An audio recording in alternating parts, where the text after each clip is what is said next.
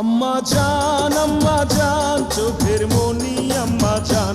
বাংলা চলচ্চিত্রের জনপ্রিয় নায়ক মান্নার 18তম মৃত্যুবার্ষিকী আজ। 2008 সালে 17 ফেব্রুয়ারি হৃদরোগে আক্রান্ত হয়ে মাত্র 44 বছর বয়সে তিনি না ফেরার দেশে চলে যান। সময় পেরিয়ে গেছে প্রায় 1.5 যুগ, তবুও তার জনপ্রিয়তা ও আবেদন আজও অটুট। প্রিয় এই তারকাকে আজও শ্রদ্ধা ও ভালোবাসায় স্মরণ করেন অগণিত ভক্ত।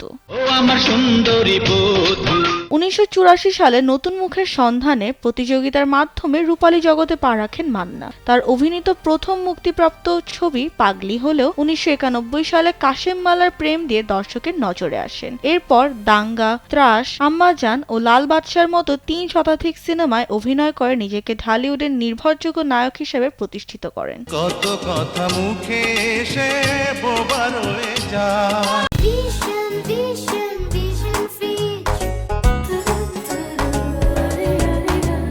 অভিনয়ের পাশাপাশি প্রযোজক হিসেবেও সফল ছিলেন মান্না। তার প্রযোজনা প্রতিষ্ঠান থেকে লুটোতরাজ, স্বামী স্ত্রীর যুদ্ধ ও আমি জেল থেকে বলছির মতো ব্যবসা সফল চলচ্চিত্র নির্মিত হয়েছে। অসামান্য অবদানের জন্য তিনি একবার জাতীয় চলচ্চিত্র পুরস্কার, 3 বার মেরিল প্রথম আলো পুরস্কার এবং 5 বার বাচসাস পুরস্কারের ভূষিত হন।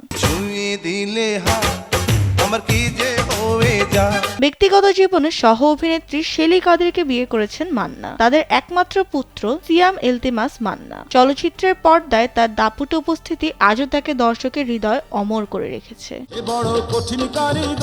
বিনোদন ডেস্ক, কালবেলা।